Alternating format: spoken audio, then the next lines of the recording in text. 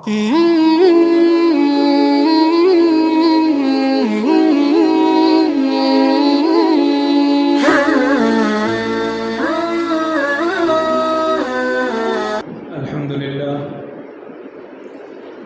لله وكفى وسلام على عباده الذين اصطفى أما بعد قال الله تبارك وتعالى في القرآن المجيد والفرقان الحميد أعوذ بالله من الشيطان الرجيم بسم الله الرحمن الرحيم إنما السبيل على الذين يظلمون الناس ويبغون في الأرض بغير الحق صدق اللہ العظیم۔ محترم بزرگوں اور دوستوں، اللہ تبارک و تعالی نے انسان کو مدنی الطبع بنایا ہے، یعنی انسان مل جل کر کے ساتھ میں رہنے والا جیو ہے۔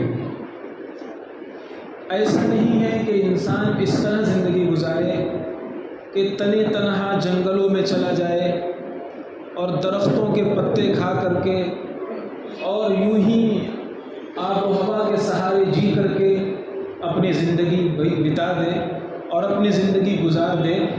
اللہ نے انسان کو ایسا نہیں بنایا، بلکہ انسان کا ایک فیملی سسٹم ہے۔ اس کے ماں باپ ہیں، بیوی بچے ہیں، بھائی بہن ہیں، جوائنٹ فیملی ہے، الگ خاندان ہے، اس کا ایک نظام ہے۔ پھر جہاں انسان رہتا ہے وہ انسانوں کے ساتھ اور لوگوں کے ساتھ رہتا ہے، کاروبار میں، بزنس میں، لین دین میں، ہر جگہ اس کا سابقہ ایک دوسرے سے پڑتا رہتا ہے۔ ایسے موقع پر اسلام کا ایک حکم یہ ہے، اور اسلام کا ایک خاص حکم یہ ہے کہ کوئی مسلمان، کوئی انسان کسی دوسرے پر ظلم نہ کرنے پائے، کسی دوسرے کو تکلیف نہ پہنچانے پائے، کسی دوسرے کو ستانے نہ پائے۔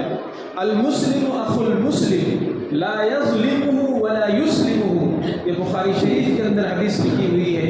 اللہ کے نبی صلی اللہ علیہ وسلم نے فرمایا مسلمان مسلمان کا بھائی ہے، وہ اس پر ظلم نہیں کرتا ہے، نہ کسی ظالم کے حوالے کرتا ہے۔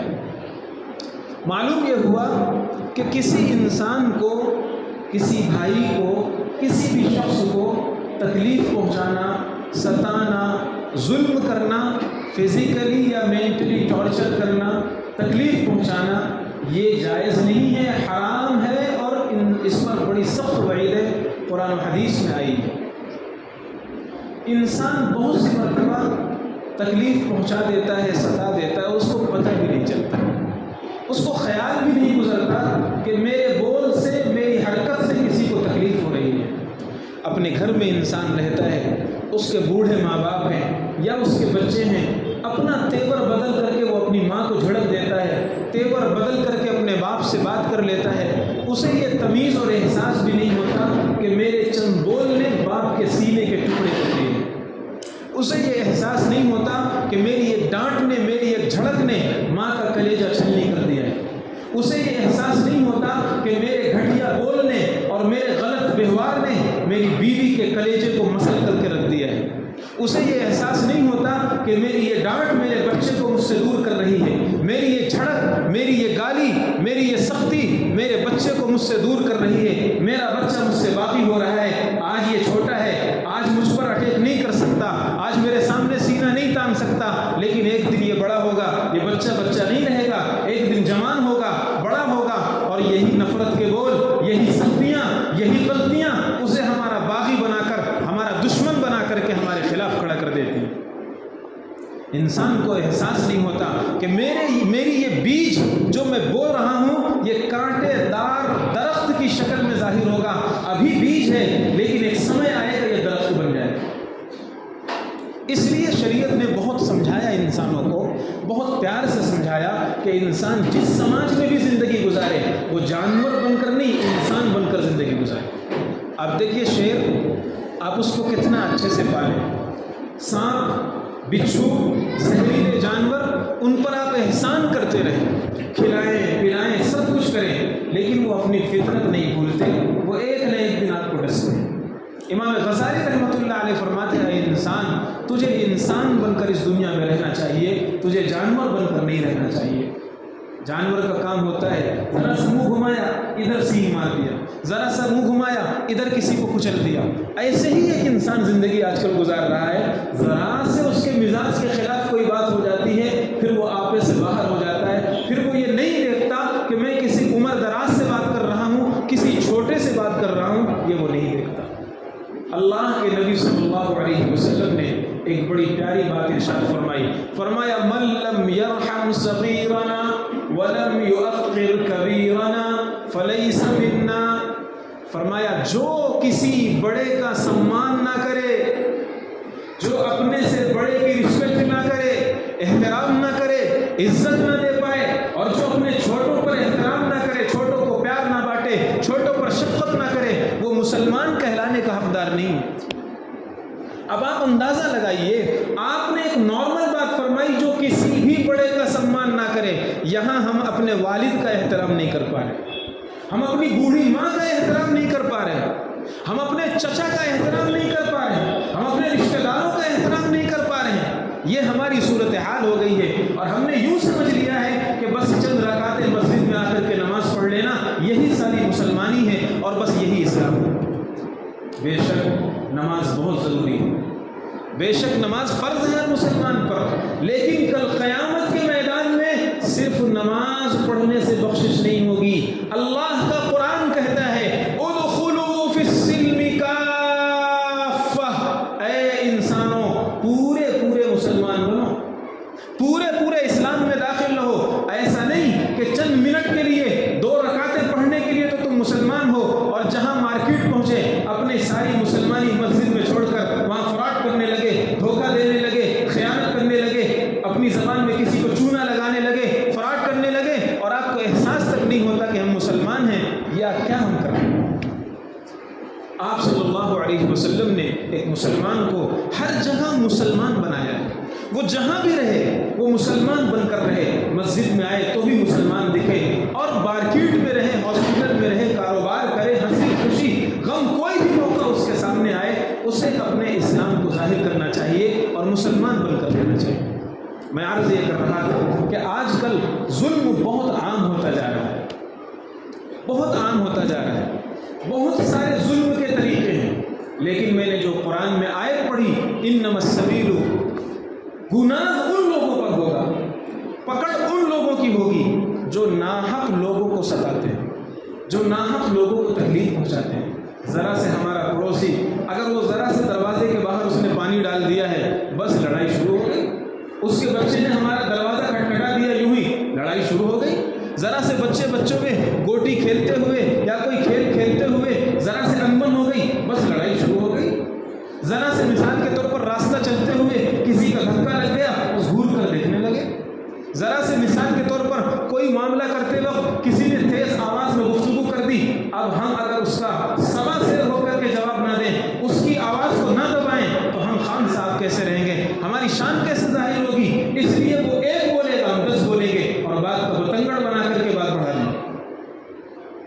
یہ اسلام نہیں، اسلام کی یہ تعلیمات نہیں ہے، نہ یہ اسلام سکھاتا ہے، اور نہ صحابہ کرام نے، نبی کریم صلی اللہ علیہ وسلم نے کبھی ایسا کیا ہے۔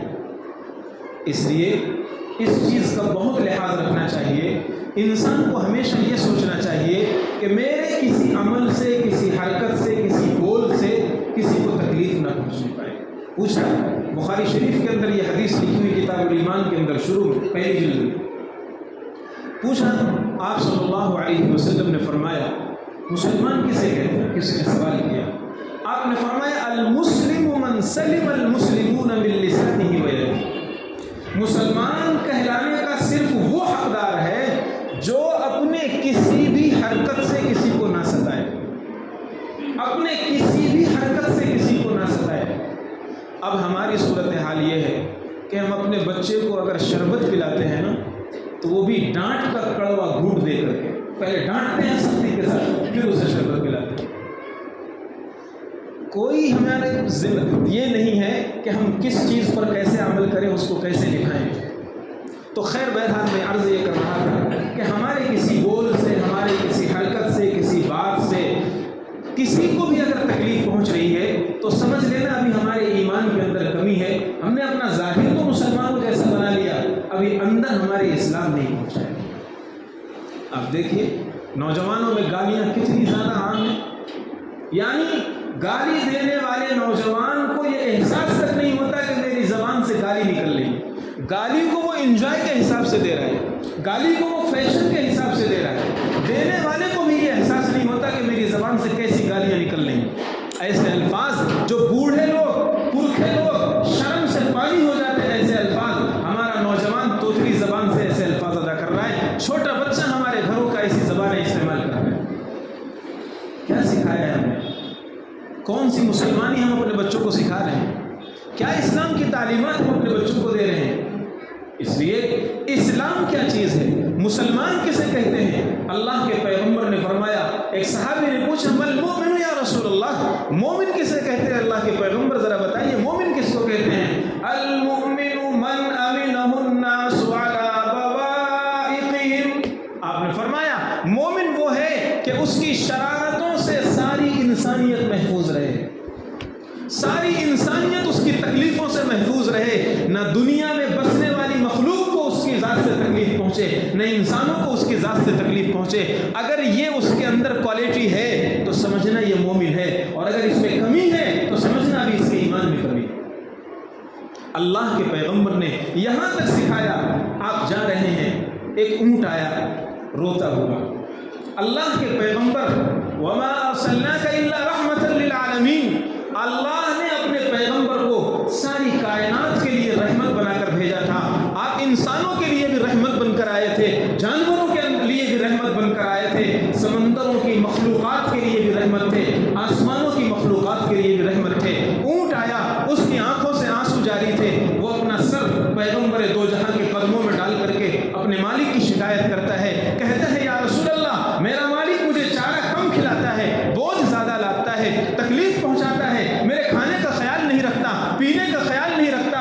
اللہ کے نبی غضبناک ہو گئے، چہرے انور سرخ ہو گیا، فرمایا اس کے مالک کو بلایا جائے۔ اونٹ کا مالک آیا، آپ نے فرمایا تمہارا اونٹ تمہارے بارے میں زبان کھول رہا ہے، شکایت کر رہا ہے، ڈرو اس رب کی پکڑ سے جس نے اس بے زبان کو تمہاری ملکیت میں دے دیا ہے۔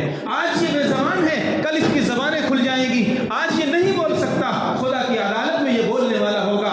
ڈرو اس رب کی پکڑ سے، جب دودھ کا دودھ پانی کا پانی کر دیا جائے گا، یہ سب بے زبان بولیں گے اے اللہ آپ نے اس کو مالکیت دی تھی اور یہ مجھ پر حاکم تھا، اس نے میرے کھانے کا خیال نہیں کیا، پینے کا خیال نہیں کیا، مجھ پر ظلم کرتا ہے۔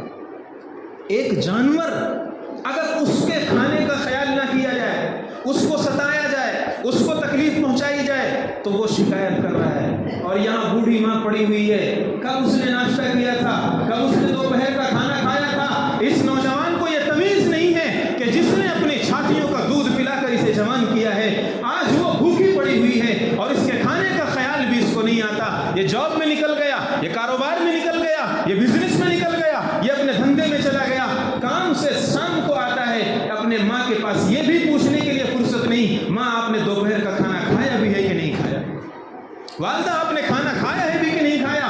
اس کی بیوی نے صبح ناشتہ کرا دیا تھا اور بیچاری کو سوکھی روٹی دے دی تھی، دانت بھی نہیں ہے، اس نے تھوڑا سا کھایا تھا، رکھ دیا تھا، بھوک کی وجہ سے اس کا پیٹ دب رہا ہے، لیکن وہ اپنا یہ دکھڑا کس سے روئے، کس سے شکایتیں کرے۔ ایک اونٹ کو بھوکا رکھنے پر اللہ کے پیغمبر نے فرمایا پکڑ آ سکتی ہے، اللہ سے ڈرو۔ یہاں بوڑھے باپ کو بھوکا رکھا جاتا ہے، بوڑھی ماں کی ضروریات کا خیال نہیں کیا جاتا، اور پھر ہم اپنے آپ کو کامل مسلمان سمجھتے ہیں، چند رکعتیں پڑھ کر ہم اپنے آپ کو پہنچیلا سمجھتے ہیں، مسلمان سمجھتے ہیں۔ اس لیے بزرگوں اور دوستوں ہمیں سمجھنا ہے کہ اسلام کیا سکھاتا ہے، اسلام کی تعلیمات کیا ہیں۔ اسلام یہ نہیں کہتا کہ تم کسی کی حق مارو، کسی کو ستاؤ، کسی کو تکلیف پہنچاؤ، ایسا کرنے والا کبھی کامل مسلمان نہیں ہو سکتا۔ میں نے بتایا کہ اللہ کے پیغمبر صلی اللہ علیہ وسلم نے فرمایا حقیقی مسلمان وہ ہے جس کی شرارتوں سے لوگ محفوظ ہوں۔ مسلم شریف کے اندر ایک حدیث لکھی ہوئی ہے، ایک خاتون کا تذکرہ کیا صحابہ کرام نے. آپ صلی اللہ علیہ وسلم نے اس کا ذکر فرمایا. حدیث ہے, فرمایا تذکر من صیامہا و صلاتہا. پچھلے زمانے کی آپ نے ایک بات ارشاد فرمائی. فرمایا ایک عورت تھی, اس کے نمازوں کے چرچے تھے, روزوں کے چرچے تھے. میں آپ سے پوچھنا چاہتا ہوں, نماز روزہ کا چرچا کب ہوگا؟ کوئی صرف فرض پڑھنے والا ہو تو کیا اس کی نمازوں کے چرچے ہوں گے؟ نارمل کامن سب پڑھتے ہیں, یہ بھی پڑھتے ہیں. فرض نمازیں پڑھنے والوں کی نمازوں کے چرچے نہیں ہوں گے. روزہ فرض اگر کوئی رمضان کا رکھتا ہے, سب رکھتے ہیں, اس میں رکھنے کی کیا بات ہے, اس میں چرچے کی کیا بات ہے؟ اس لیے شراح حدیث نے لکھا ہے تذکر من صیامہا و صلاتہا کا مطلب یہ ہے کہ وہ نوافل بہت زیادہ پڑھتی تھی, سجدوں میں پڑی رہتی تھی, تہجد بھی اس کی نہیں چھوٹتی تھی, نفل نمازیں بھی پڑھ رہی, فرض نمازیں بھی پڑھ رہی, نفلی روزے بھی رکھ رہی, اور بہت زیادہ عبادت کرنے والی تھی. یہ اللہ کے نبی صلی اللہ علیہ وسلم اس کا تعارف کرا رہے ہیں. لیکن حبست, اس نے ایک بلی پال رکھا تھا, اور بلی کو یوں ہی وہ باندھ کر رکھتی تھی, نہ چھوڑتی تھی اور نہ چارہ کھلاتی تھی, کھانا کھلاتی تھی. بھوکا رکھ کر کے اس نے اس کو لاغر کر دیا, نحیف اور کمزور کر دیا, حتیٰ کہ کمزور ہوتے ہوتے ہوتے ہوتے بلی بیمار ہوئی اور وہ اس دنیا کو چھوڑ کر چلی گئی. اللہ کے پیغمبر نے فرمایا سفر معراج میں نے اس عابدہ خاتون کو, اس نمازی خاتون کو جہنم میں جلتے ہوئے دیکھا ہے, اس لیے کہ اس نے بلی کو ستایا تھا.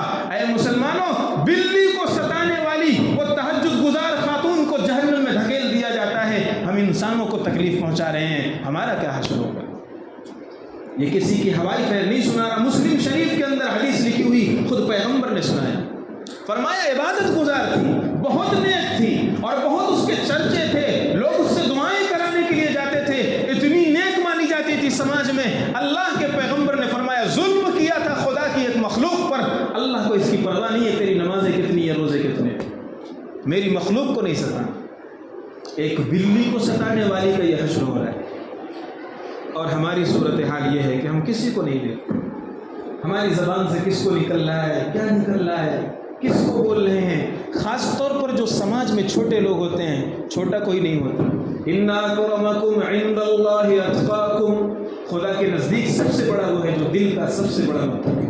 سب سے زیادہ نیک وہ خدا کے نزدیک سب سے بڑا ہے. حسب نسب خاندان خدا کے نزدیک نہیں چلتے. ترمذی شریف کی ایک حدیث یاد آئی. آج صلی اللہ علیہ وسلم نے فرمایا من ابطأ عملہ لم یسرع نسبہ, اگر کسی کا عمل کل قیامت کے میدان میں اسے پیچھا کر دے تو اس کا حسب نسب خاندان اسے آگے نہیں بڑھا سکتا.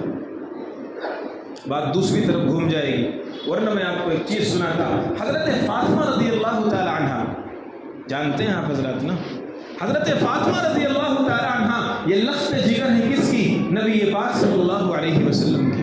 آپ صلی اللہ علیہ وسلم کو کتنی زیادہ محبت ہے اپنی اس نور نظر سے, لخت جگر سے, اور کتنی زیادہ محبت ہے ان کو اپنے والد محترم سے. مشکات شریف کے اندر ایک حدیث لکھی ہوئی ہے, وہ فرماتی ہیں, راویہ بیان کرتی ہیں کہ اللہ کے نبی جب کبھی حضرت فاطمہ کے گھر تشریف لے جاتے, حضرت فاطمہ رضی اللہ تعالی عنہ پروانہ وار ہو کر کھڑی ہو جاتی, دروازے تک آتی, اپنے والد محترم کا ہاتھ پکڑتی, ہاتھوں پر بوسہ دیتی, اور ہاتھ پکڑ کر دھیرے دھیرے اپنی جگہ پر لاتی, احترام اور سمان کے ساتھ والد محترم کو بٹھاتی. اسی طرح جب کبھی حضرت فاطمہ رضی اللہ تعالیٰ عنہ نبی پاک کے گھر جاتی, اللہ کے نبی خود کھڑے ہوتے, دروازے تک آتے, اپنی بیٹی کا ہاتھ پکڑتے اور اپنی مسند پر بٹھاتے. اتنا زیادہ احترام اور محبت. اور خاتون جنت ہیں, سیدۃ النساء اہل الجنہ. خطبے میں آپ حضرات سنتے ہیں اللہ تبارک و تعالیٰ نے حضرت فاطمہ کو یہ اعزاز دیا ہے, کل قیامت کے میدان میں جنت میں جانے والی تمام عورتوں کی سردار حضرت فاطمہ رضی اللہ تعالی عنہا ہوں گی. میں آگے ایک بات کہنا چاہ رہا ہوں, اتنا زبردست مقام ہے حضرت فاطمہ رضی اللہ تعالی عنہا کا. ان کا انتقال ہوتا ہے, اللہ کے نبی کے انتقال کے 6 مہینے بعد حضرت فاطمہ کا انتقال ہو جاتا ہے. انتقال جب ہوا انہوں نے وصیت کی تھی, تاکید کی تھی, میرے جنازے پر مجمع نہیں بلانا, میرے جنازے پر بہت زیادہ شور ہنگامے نہیں کرنا, میرے جنازے پر بہت زیادہ لیٹ اور تاخیر نہیں کرنا, جیسے میری روح نکل جائے فوراً مجھے دفنا دینا. حضرت علی رضی اللہ تعالی عنہ, حضرت حسن, حضرت حسین اور حضرت ابو ذر غفاری, یہ 4 صحابی ہیں. ان 4 نے حضرت فاطمہ رضی اللہ تعالی عنہ کا جنازہ اٹھایا. جنازہ جا رہا ہے, قبرستان کی طرف یہ چاروں پہنچے اور قبرستان کے پاس پہنچتے ہیں. قبر خود دی گئی ہے, جنازہ رکھ دیا گیا. حضرت ابو ذر غفاری رضی اللہ تعالی عنہ لاٹھی لیے ہوئے ہیں. انہوں نے قبر پر وہ لاٹھی ماری اور فرمایا تدری من الذی جینا بها الیکی, قبر تجھے پتہ ہے آج کس ہستی کو ہم تیری آغوش میں سلانے کے لیے لائے ہیں؟ قبر تجھے پتہ ہے آج کس ذات کو تیری گود میں بٹھانے کے لیے لائے ہیں؟ یہ نور نظر ہیں, لخت جگر ہیں, پیغمبر کی دختر ہیں, پیغمبر کی بیٹی ہیں, جنت کی سردار ہیں خاتون کی.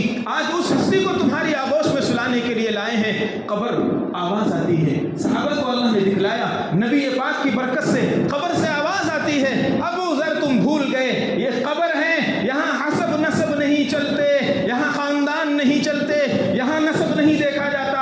نبی کی بیٹی ہو اس کا بھی عمل دیکھا جائے گا, ایک فاسق و فاجر کی اولاد ہو اس کا بھی عمل دیکھا جائے گا. یہ خبر ہے. اس لیے ہم کس دنیا میں جی رہے ہیں, کن امیدوں پر جی رہے ہیں, دیکھا جائے کیا ہوتا ہے. چلے گا, سب چلتا ہے. کس نے یہ بول سکھایا؟ کہاں سب چلتا ہے؟ اس دنیا میں نہیں چلتا, وہاں کیسے چلے گا؟ اس لیے بزرگوں اور دوستوں, بہت سوچ سمجھ کر قدم اٹھانے کی ضرورت ہے کہ ہمارے کسی بول سے, کسی حرکت سے, کسی بات سے, کسی بھی انداز سے کسی کو تکلیف پہنچ جائے. ایسا مت ہونے دو. خاص طور پر ہم علماء, حفاظ, ائمہ, اور ایک لفظ میں استعمال کرتا ہوں بانگی سے. مثال کے طور پر پنکھا کھلا رہ گیا, کسی بچے نے بند نہیں کیا, چلا گیا. اب ہمارا سارا غصہ کس پر اتر رہا ہے؟ بانگی صاحب. کس پر اتر رہا ہے؟ بانگی صاحب پر. اور کچھ حضرات باقاعدہ سنتا نہیں ہے بھائی, دکھتا نہیں ہے تجھے, یہ دیکھا نہیں, بہت حقارت کے ساتھ, انداز بدل کر, لہجہ بدل کر, غصے کے ساتھ, کرشتگی کے ساتھ, سختی کے ساتھ اس طرح کا ویوہار کرتے ہیں اور اس طرح کی بات کرتے ہیں. ایک حدیث سنا کر میں آگے بڑھتا ہوں. ایک موقع پر اللہ کے نبی صلی اللہ علیہ وسلم نے ارشاد فرمایا, لا تسبوا الدیک فإنه ينادی بالصلاۃ. اے لوگو, مرغ اس کو برا مت کہا کرو, اس کو گالی مت دیا کرو, اس کو برا بھلا مت کہا کرو. کیوں آپ نے مرغ کو برا کہنے سے منع فرمایا؟ خود حدیث میں فرمایا فإنه ينادی بالصلاۃ, اس لیے کہ جب دنیا سوتی ہے, سب پر نیند طاری ہوتی ہے, تو سب سے پہلے اپنے اللہ کے سامنے کھڑے ہونے کے لیے صبح صبح یہ مرغ تم کو آواز دیتا ہے, اٹھو اٹھو, اپنے اللہ کو مناؤ, نیند تمہاری پوری ہو چکی. فإنه ينادی بالصلاۃ, صبح صبح یہ نماز کے لیے جگاتا ہے. اس لیے مرغ کو برا مت کہا کرو. سوچو مسلمانوں, اگر مرغ ایک مرتبہ آواز دیتا ہے, اللہ کے پیغمبر نے فرمایا اسے برا مت کہو, یہ بانگی دن میں 5 مرتبہ نماز کے لیے آواز دیتا ہے, کاروبار میں سوئے ہوئے لوگوں کو خواب غفلت سے جھنجھوڑتا ہے. اٹھو مسلمانوں, آؤ اپنے اللہ کے سامنے اپنے ماتھا ٹیکو, آؤ اپنے اللہ کے سامنے اپنی پیشانی رگڑو. اور ہماری زبانیں کھلتی ہیں اسی بانگی کے خلاف, ہماری زبانیں دراز ہوتی ہیں انہی علماء, حفاظ اور ائمہ کے خلاف. ظلم ہے, ظلم ہے, حساب لیا جائے گا. یہ دنیا ہے, سب چلتا ہے یہاں. اس لیے بہت سوچنے کی چیز ہے. کہیں میری ذات سے, میری بات سے, میرے انداز سے, میری حرکتوں سے, میرے کردار سے کسی کا دل نہ دکھ جائے. کیا ہے دنیا؟ بطحہ ایک جگہ ہے, صحابہ کا مجمع ہے, لشکر ہے, فوج ہے, آپ صلی اللہ علیہ وسلم وہاں پڑاؤ ڈالے ہوئے ہیں. ایک صحابی ہیں, روایت میں ہے وہ تھوڑا سے کمزور قسم کے صحابی تھے. ہر آدمی کا مزاج الگ ہوتا ہے, بعض دلیر ہوتے ہیں, جرأت مند ہوتے ہیں, وہ اپنی بات رکھ دیتے ہیں, کہہ دیتے ہیں. بعض تھوڑا سے کمزور ہوتے ہیں, جھجکتے ہیں, کہوں نہ کہوں, کہوں نہ کہوں. تو یہ صحابی اسی طرح ہے. اللہ کے نبی صلی اللہ علیہ وسلم کا خیمہ لگا ہوا تھا. ان صحابی کو پیغمبر سے کچھ تقاضا تھا, کچھ ضرورت تھی, کچھ پیسوں کی, کوئی کام تھا جو بنوانا تھا نبی پاک صلی اللہ علیہ وسلم سے. یہ عشاء کی نماز کے بعد رات میں آتے اور اندر جاؤں نہ جاؤں، کبھی نبی آرام کر رہے ہوں، کبھی پیغمبر لیٹے ہوں، کبھی کسی کام میں مشغول ہوں، کبھی دعا کر رہے ہوں، یہ سوچ کر وہ پوری رات پیغمبر کے خیمے کے گرد گرد گھومتے رہتے اور یہی سوچتے رہتے، اور صبح کی اذان ہو جاتی اور وہ اپنی بات نبی پاک کے سامنے نہ کہہ پاتے، نہ ذکر کر پاتے۔ ایک رات گئی، 2 رات گئی، 3 رات گئی، اس طرح 2-3 راتیں گزر گئی۔ ایک مرتبہ عشاء کی نماز کے بہت بعد یہ اسی طرح پیغمبر کے خیمے کے ارد گرد چکر لگا رہے ہیں، گھوم رہے ہیں۔ اس موقع پر تہجد کے وقت میں اللہ کے نبی صلی اللہ علیہ وسلم، تہجد کا وقت ہو چکا ہے، نماز فجر کے لیے آپ اپنے خیمے سے باہر نکلے۔ ان صحابی نے ہمت کر کے آپ صلی اللہ علیہ وسلم کے اونٹنی کی لگام پکڑ لی۔ جانا تھا مسجد تک، آپ نے لگام پکڑ لی اور لگام پکڑ کر کے کہا یا رسول اللہ، میرا وہ کام ہے، میری وہ ضرورت ہے، آپ کے سامنے میں عرض کرنے کے لیے جرأت کر کے، ہمت کر کے یہ بات عرض کر رہا ہوں۔ آپ صلی اللہ علیہ وسلم نے فرمایا تمہاری ضرورت پوری کر دی جائے گی، تمہاری فلاں ضرورت پوری ہو جائے گی، ٹھیک ہے۔ اللہ کے نبی صلی اللہ علیہ وسلم کا منشا یہ تھا کہ 2-3 دن میں، یعنی چند دنوں میں تمہاری ضرورت پوری ہو جائے گی۔ صحابی کے ذہن میں یہ تھا کہ نہیں، میری ابھی ضرورت پوری ہو، مجھے تقاضا ابھی ہے، میرا کام ابھی بنے۔ انہوں نے 1-2 مرتبہ اور کہا، نبی نے 1-2 مرتبہ اور جواب دیا کہ تمہارا کام ہو جائے گا، چلو ٹھیک ہے، تمہارا کام ہو جائے گا۔ لیکن جب لیٹ ہونے لگا اور اللہ کے نبی کو لگا کہ یہ بندہ ہٹنے والا نہیں ہے اور لیٹ ہو جائے گا، تو آپ کے ہاتھ میں کوڑا تھا، آپ نے دھیرے سے وہ کوڑا ان کو مارا کہ چلو پرے ہٹو، دیکھیں گے تمہاری ضرورت پوری ہو جائے گی۔ وہ ہٹ گئے اور اللہ کے پیغمبر صلی اللہ علیہ وسلم نماز فجر کے لیے آگے بڑھ گئے۔ آپ نے نماز پڑھا لی، خیر نماز ہو گئی۔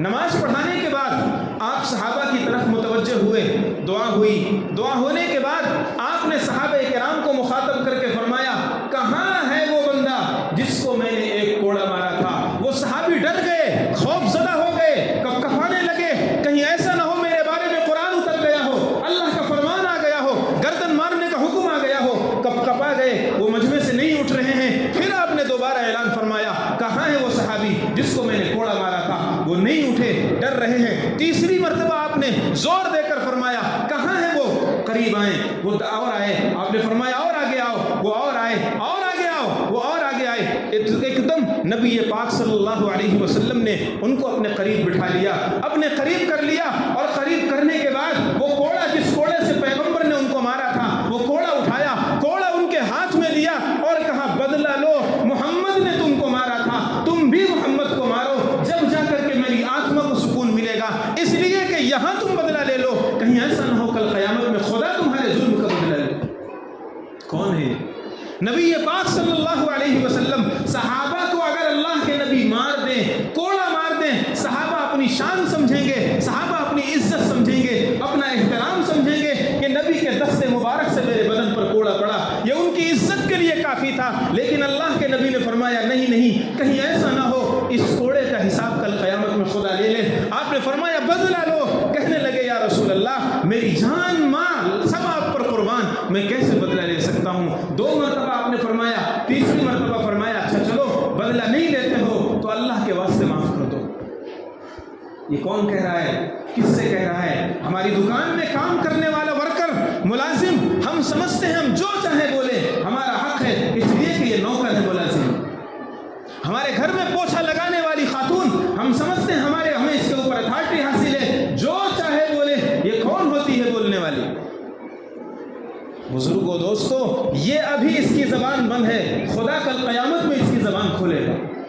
ابھی یہ ورکر آپ سے نہیں کچھ کہہ رہا، کل قیامت کے میدان میں اس کو زبان دی جائے گی، جو جو غلط آپ نے بولا ہے، جو جو ظلم کیا ہے، الیوم نختم علی افواہہم، منہ بند کر دیے جائیں گے، زبانوں پر تالے لگ جائیں گے، یہ اعضا گواہی دیں گے، یہ اعضا بولیں گے۔ وقالوا لجلودہم لم شہدتم علینا، یہ جب اعضا گواہی دیں گے انسان کہے گا ہے یہ ان کی زبان تو تھی نہیں، یہ کیسے بولنے لگے؟ قالوا انطقنا اللہ الذی انطق کل شیء، جو رب اس گوشت کے لوتھڑے میں بولنے کی صلاحیت پیدا کر سکتا ہے وہ پوری باڈی کے اندر بھی کر سکتا ہے۔ خیر، میں عرض یہ کر رہا تھا کہ اپنے آپ کو ظلم سے بچاؤ، اللہ تبارک و تعالیٰ کے یہاں ظلم کی کوئی معافی نہیں. یہ بات سمجھ لیجیے. خدا نے 2 عدالتیں قائم کر رکھی حدیث میں، 2 عدالتیں قائم کر رکھی ہیں. ایک حقوق اللہ کی عدالت ہے، یعنی کسی نے مثال کے طور پر نماز چھوڑ دیا، کسی نے قرآن کی تلاوت نہیں کیا، اس میں معافی تلافی چل جائے گی. اس میں اللہ تبارک و تعالیٰ کی طرف سے نرمی کا معاملہ ہوگا، یہ ٹھیک ہے، تھوڑا بہت قابل برداشت ہو جائے گا. لیکن اگر دوسری عدالت لوگوں کے ساتھ ظلم کی ہوگی، حقوق العباد کی ہوگی، لوگوں کو ستانے کی ہوگی، لوگوں کا مال چھین لینے کی ہوگی، قرضہ لے کر مال کو غائب کر دینے کی ہوگی، کبھی دیتا ہی نہیں، پیسہ لے لیا ختم. اب بہت ساری شکلیں، کتنا بولا جائے، کیا کیا وقت کے اندر کمی ہے. ظاہر سی بات ہے، سب باتیں نہیں ہو سکتی. تو خیر بہرحال میں عرض یہ کر رہا ہوں کہ خدا کی اس عدالت میں کوئی معافی نہیں ہوگی. اللہ تبارک و تعالیٰ فرمائیں گے صاحب حق سے معاف کراؤ، وہ معاف کرے گا تب تمہیں جنت میں جانے دیا جائے گا، ورنہ تم جنت میں نہیں جا سکتے. حدیث میں ہے اور صحیح حدیثوں میں لکھا ہوا ہے، بڑے بڑے تہجد گزار، عبادت گزار، پہاڑوں کے برابر نیکیاں لانے والے روک دیا جائے گا. مول صاحب کہاں جا رہے ہو، فلاں صاحب کہاں جا رہے ہو، جنت تم اپنے اعمال کی وجہ سے جا سکتے تھے. قذف ھذا، شتم ھذا، ضرب ھذا، اکل مال ھذا، کسی کا مال تم نے ہڑپ کر لیا ہوگا، کسی کو ستا دیا ہوگا، کسی کو ایک بول دیا ہوگا، نہیں جا سکتے جنت. یہ ظلم ہے، ظلم کے ساتھ خدا جنت میں نہیں جانے دے گا. پھینک دیا جائے گا جہنم کے نچلے طبقے میں. کس کو؟ تہجد گزار کو، عبادت گزار. یہ حدیث سنا رہا ہوں، بخاری مسلم کے اندر لکھا ہوا ہے. اس لیے بزرگوں دوستوں، ہم نماز پڑھتے ہیں، اللہ کا فضل احسان ہے، اس نے توفیق دیا، لیکن اپنی نیکیاں بچاؤ. ظلم کے راستے سے نیکیاں لٹ جاتی ہیں. ایک آدمی سیزن کے ٹائم پر بہت کمائے، صبح سے شام تک اس نے بہت دھندا کیا، 5 لاکھ روپے کا اس کا ایک دن کا دھندا ہوا، بہت خوش، دھندا ہو گیا. اب وہ آ رہا ہے چیتا کے ممبئی سے، 5 لاکھ روپے وہ رکھا ہوا ہے مثال کے طور پر جیب میں. اب جب وہ گھر پہنچتا ہے اور گھر پہنچنے کے بعد بیوی کو خوش ہو کر کے پیسہ دکھانے کے لیے جیب میں ہاتھ ڈالتا ہے، جیب کٹی ہوئی ہے، پیسہ لٹا ہوا ہے، ایک پائی بھی اس کے پاس نہیں ہے. ایسے شخص کو کتنی تکلیف ہوتی ہے. محنت بھی گئی، خوشی غم میں بدل گئی، اور بہت سے کمزور لوگوں کو اٹیک بھی آ سکتا ہے، بڑی رقم ہو اگر تو. اسی طرح بزرگوں دوستوں بالکل یہی مثال ہے. یہ دنیا اللہ تبارک و تعالیٰ نے نیکیوں کے لیے دی ہے. انسان خوب نیکیاں کرتا ہے، لیکن کل قیامت کے میدان میں پتہ چلے گا کہ میں نے ستا دیا تھا، ظلم کر دیا تھا، اس کی وجہ سے میری سب نیکیاں لٹ گئی، آج میرے پلے ایک نیکی بھی نہیں ہے، مجھے جہنم میں جانا ہے، جنت میں نہیں جانا. اس لیے اللہ تبارک و تعالیٰ نے یہ موقع دیا ہے، اگر کسی کو ہم نے ستایا ہو، کسی کو تکلیف پہنچائی ہو، تو 2 بول معافی کے بول دینے سے کوئی انسلٹ نہیں ہوتی، کوئی ناک نہیں کٹتی. شریعت کے لیے جھک جانے والے کو خدا بلند کرتا ہے. من تواضع للہ رفعہ اللہ، اللہ کے لیے جو جھکے گا، اللہ کا وعدہ ہے اللہ اس کی انسلٹ نہیں ہونے دے گا، اسے ذلیل نہیں ہونے دے گا، خدا اسے عزت و احترام دے گا. اس لیے اگر کسی کو ہم نے ستا دیا، تکلیف دے دیا، ماں باپ کو برا بھلا کہہ دیا، بیوی بچوں پر ظلم کر دیا، کسی اور کے ساتھ ظلم کر دیا، تو آج معافی کے 2 بول لینے میں، آج چھوٹا بن کر معافی مانگ لینے میں چھوٹا پر نہیں ہے. اللہ اس کو احترام دے گا، عزت دے گا اور جنت دے گا. اللہ تبارک و تعالیٰ سے دعا ہے اللہ تبارک و تعالیٰ عمل کی توفیق عطا فرمائے. وآخر دعوانا الحمد للہ رب العالمین.